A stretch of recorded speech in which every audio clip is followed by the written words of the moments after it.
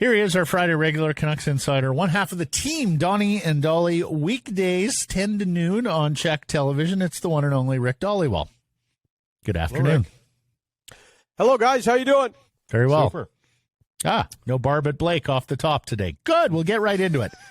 Hey, I can get one in if you want, because I'm not a big fan of this guy, but let's go. Okay. Ricky's got somewhere he's got to be. You talked to Rutherford. Always. Did you broach the coaching change subject? Well, yeah, so on Wednesday morning, I got a hold of Jim because, first of all, guys, he was at the NHL Board of Governors meetings with Francesco, and then he flew over to Columbus, watched the team there. Actually thought they played okay in Columbus, the structure that he wanted to see, and then he was in Minnesota last night watching against the Wild.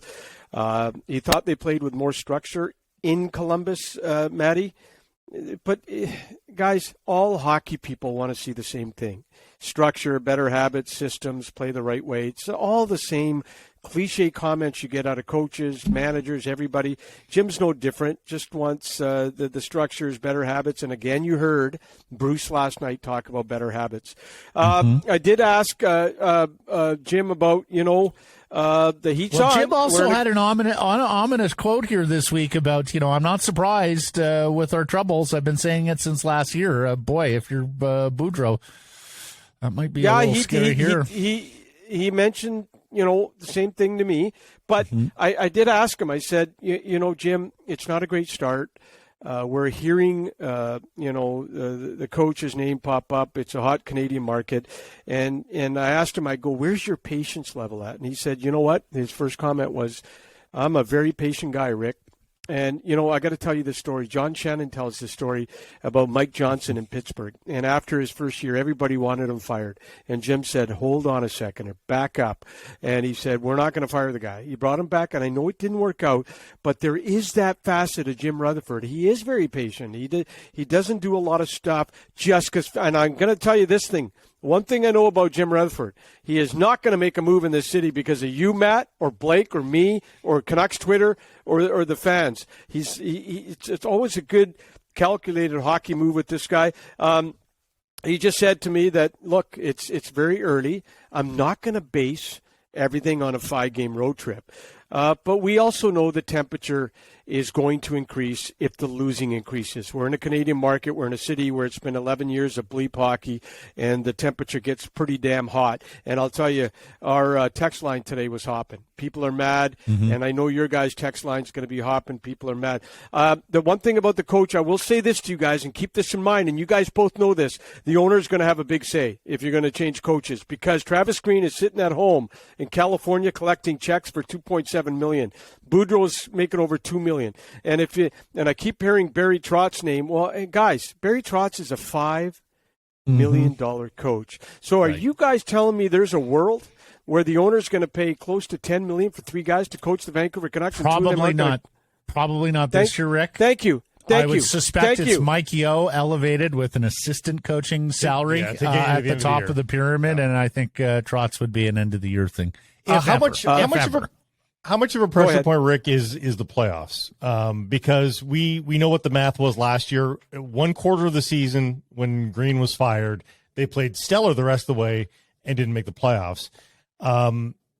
If it becomes abundantly clear that they're not making the playoffs, do they just coast out, though? Do they just coast out at that? Because at that point, why make a change? Why spend the money? Because you're not going to make the playoffs anyway. Or you could argue, hey, that if you're not making the playoffs, you're not doing the job that we thought you could do. But if they're complaining about habits and those habits are not getting you to the playoffs, don't you want to change the habits? You nailed it, though. If they come to a situation at some point in the season where they think the playoffs are not going to happen and you can go get that high draft pick, then you got to, obviously, I think that's what it would take to make a change. But are you saying that if they're not making the playoffs, just keep the same guy? Is that what you're saying, Blake? Well, I'm saying for the fiscal reasons that you just talked about with the owner. If you're not making the playoffs, why not just coast on the same coaching staff till the end of the year? Because of habits. So what are you saying? They've talked about, as soon as they came here, Alvin was critical of the practices. Well, guess what kind of practice they had in Pittsburgh? They had a guy named Sidney Crosby who set the template at every practice, and he was the leader. They just had. I always get the feeling they had guys that did it the right way in Pittsburgh, and that franchise 100 points every year. Yes, they got Crosby, Malkin, Letang, the whole 9 yards, but there's a certain way of doing things. I think they didn't. They came here and they didn't see things being done in the same way in Pittsburgh, and you hear the habits and you nailed it. I've heard that too, Rick. I've heard that too. That because Sidney is such a rink rat and such a hard worker, that Pittsburgh practices have a certain way about them where everybody falls in line. That is probably the exception, not the rule. I mean, maybe it was the case with the Sedins back here. That's probably more the exception than the rule, I would think, across the National Hockey League. But in Pittsburgh, if you're a bottom-end roster player, you're staying late and working out the backup goalie and things like that because Sid has been out there early. So absolutely. Yeah. It's certainly the case with the Sedins. I mean, the Sedins may have been indirectly responsible for the trade of a guy like a Jared McCann here. They called out young players who were not being professionals. That's and the culture that the Twins brought to the Vancouver dressing room during the winning days was incredible. Inside the dressing room, on the ice, off the ice, they were model citizens, and that was the kind of leadership and the guys that brought that winning culture that everybody always talks about, culture, habits, all that stuff. It's gotten away from this Vancouver franchise for some time now. So much so, Rick, that we're having the discussion, came up several times this week with our listeners and with us about whether the losing culture has seeped in, whether they got to dig out of that at this stage with so many young players that have dealt with so much losing over the course of the NHL career. Let me just add one more thing to the discussion you guys were having about playoffs, no playoffs, and do you keep the coach if the playoffs are a pipe dream anyway. Guys, I think there's a financial pressure before that, and that is whether you see crowds at Rogers Arena dropping off.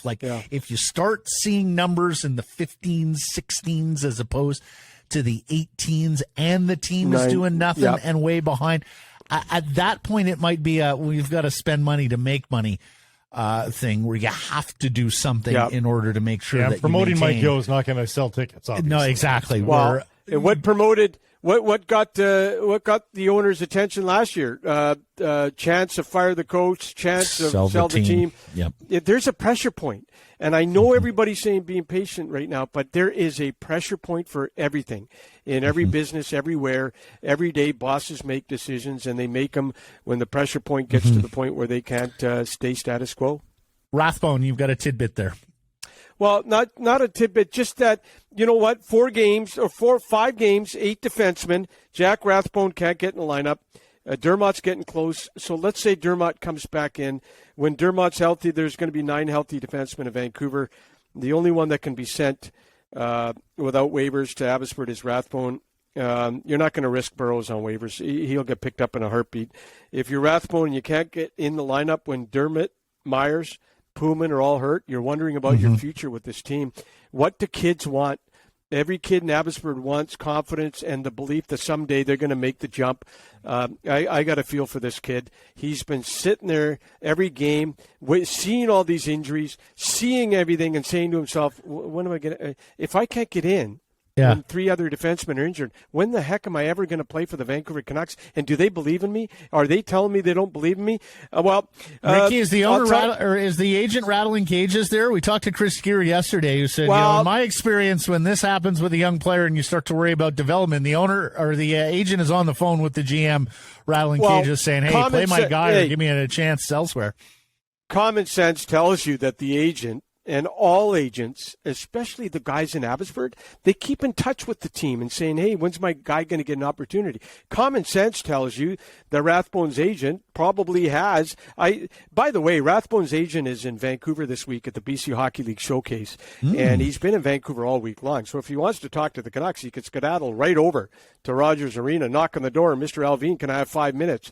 To think that he hasn't talked to the Canucks about it is, come on, obviously he has. But those talks are private. But when it comes to Rathbone, what message are they sending to this kid? that we have 3 injured defensemen and he can't still get in the lineup. Yeah. And as Blake, I think I heard you say, just send the kid to Abbotsford for the meantime. He's got to play. And get him. Yeah. If he does get into the lineup for the Vancouver Canucks, he's going to go weeks between games, and he's probably not going to look good anyways. And if he's healthy enough, just send Stillman to Abbotsford. If somebody picks up that contract, then you're off the hook. How about Garland's agent? there? Hey, by the way, I've talked to a ton of agents this week. I wish, I'll keep a lot of stuff to myself. It's been a very interesting. I'll leave it at that. It's been an interesting But just before we go any further, you say to us before we're doing the hit, I've got a tidbit on Rathbone. I say to you, Ricky, I hear you have a tidbit. No, not a tidbit, not a tidbit. I do this to Donnie all the time. What's a tidbit in your world? The tidbit is Rathbone's agents in Vancouver. If he wants to go talk to the Canucks, he can go knock on the door. Okay. So you did have a tidbit after all. Yeah, the agent's in town. Okay. He's the a big guy. You weren't going to give us the tidbit until I pushed you, and then we got tidbit? Is this what I'm talking about? Out loud. Now you sound like Garland, Taylor. I feel like I'm Ricky. doing the show with Taylor. I feel like, anyways, Garland. Always a controversial scratch when the player makes $5 million. Just a coach sending a message to the player he's not happy. His agent's phone that night blew up, okay? It was not trade-related. It wasn't injury-related. The agent met with Garland in Philadelphia. By the way, this trip, tons of agents met with the players, and that's what they do when the Canucks go back east. The agent ticket. Look, there is no issue with the agent. They haven't asked any. It's just amazing to me that when word sprinkled on Twitter that Garland was a healthy scratch, the amount of people that thought it was a trade is amazing to me. Call the Canucks or call the agent and find out. But to go on the air and say, "Oh, it's trade related," is so unbelievable. Who did that, to me. Rick? Who did that? I just no comment. Wasn't no us. comment. Wasn't us. It wasn't. It wasn't us. It wasn't us. But I'm just saying, it takes one simple text. Find out. It was not that. But I do want to ask you guys one thing. Is Connor? Is he Bruce's type of player? I don't Two think players he is, that have Rick. gotten into Bruce's doghouse this week, Garland and Hoglander. What's the common theme? They're not the biggest guys in the world. When the new regime took over, right away, Garland's name was in trade rumors. I heard that small thing last year, but you never know, right? Garland goes to dirty areas. He works hard. He's a great skater. You know the old saying, guys? The small guy in hockey has to prove he can play. The big guy in hockey has to prove he can't play. Yeah. You know, is there something there? Dragger mentioned to us on Wednesday that, he would not be surprised if it just doesn't work out with Garland for a lot of the... his name was in trade rumors last year when the new regime got here. Yep. Certain types of players are not for certain coaches or GMs. I'm just wondering if... But here's the thing, guys. He's not the coach's guy. Numbers? He's not the administration's guy. Nobody there owns the extension that the Canucks gave him. So. Guys, with those 5-on-5 numbers, he'd have value for a lot of teams. A lot of teams would value his 5-on-5 I mean, you numbers. wish the term wasn't what it is because teams are still scared of term. But yeah, but not many contracts begin with a 4 anymore, though, Matt. As much as it's basically 5, not many contracts begin with a 4. I think he'd have trade value. Okay. Yeah, and I do agree with you there. And if you're going to use a chip, if you're going to use a forward to get your defenseman, and Lord knows, everybody knows they can use another top 4 defenseman. Maybe you use Garland as the chip to move him and get a defenseman. But boy, it caught a lot of people off guard, the Garland scratch. But you know what? He's got to go back, and the coach is sending a message. That's the bottom line. And and him and Hoglander have been kind of up and down, right? In the coach's doghouse, out of it, into it. And Mr. Price there ripping Joshua Dakota yesterday and the day before. He's indispensable. Guess what? I said he was indispensable. What do you mean? Yeah, and so the guy goes out, beautiful assist on Amon's goal. Then Amon scores. The fourth line was great last night. It was. Where was it the first 4 games? It was great. Yeah. Got to be more consistent. I think that Joshua Dakota has a future here. He's that kid, and every guy that Blake rips has a good game. Unbelievable. It's like they're listening. So outside of Chychrun in Arizona, Dreger told us Wednesday, he said he's still watching the LA Kings and their depth of defense, and Rob Blake was on his show recently, the Rain Dregs Hockey Podcast, saying we're open for business. And then Pittsburgh with a glut of defensemen, including a young one, Pierre-Olivier Joseph, that Rutherford traded for once before from Arizona. Have you picked up anything with regards to the Penguins, the Kings, and any kind of Canucks interest or potential match there on a defense? No, and here's the thing: prices are high. They just gave up a second-round pick to get rid of Dickinson. Yep. So if you guys are sitting there saying, advocating they got to make a trade, they're running out of picks again. One of the reasons they're in this mess is because they coughed up in a 3-year period so many first and second-round picks.